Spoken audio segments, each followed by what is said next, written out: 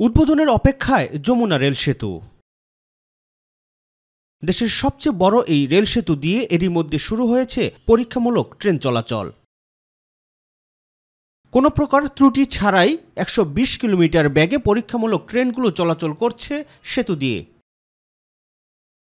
সবকিছু ঠিক থাকলে ফেব্রুয়ারি মাসেই রেল সেতুটির উদ্বোধন করা হবে বলে জানালেন রেলপথ মন্ত্রণালয়ের সচিব ফাহিমুল ইসলাম। আগামী মাসে ফেব্রুয়ারি মাসেই তৃতীয় সপ্তাহ বা শেষ সপ্তাহের দিকে আমরা আশা করছি যে এটি আমরা উদ্বোধন করতে পারবো, কারণ এখানে এটি কমপ্লিট হয়ে গেছে, কিন্তু কিছু ট্রায়াল রান বলে আপনারা জানেন যে এটা পরীক্ষামূলক পরিচালনা করা হচ্ছে। ইঞ্জিন যাচ্ছে এবং স্পিড যে এটা ১২০ কিলোমিটার স্পিডে পার হয়ে যাবে, সেটি আমাদের অনেক সময় সাশ্রয় হবে আসলে। কাজে এইটি অলরেডি ট্রায়াল চলছে। তিনি জানান, মার্চ মাসে জাইকার প্রেসিডেন্টের বাংলাদেশ সফরের মধ্য দিয়েই প্রকল্পটির সমাপনী ঘোষণা করা হবে। একটি জাইকার অর্থায়ন হয়েছে, আপনারা জানেন।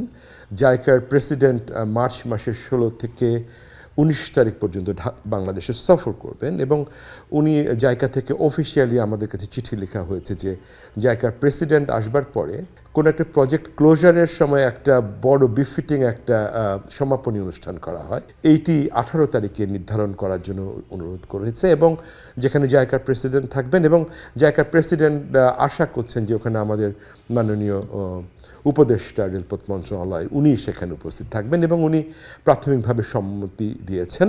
২০২১ সালের ২১ মার্চ সেতুটির নির্মাণ কাজ শুরু হয়। যমুনা নদীর উপর নির্মিত ৪.৮ কিলোমিটার দীর্ঘ এই রেল সেতুটি নির্মাণে ব্যয় হয়েছে ১৬,৭৮১ কোটি টাকা। জাপান ও বাংলাদেশ সরকারের যৌথ অর্থায়নে সেতুটি নির্মাণ করা হয়েছে। রাকিব হাসান, মাই টিভি, ঢাকা।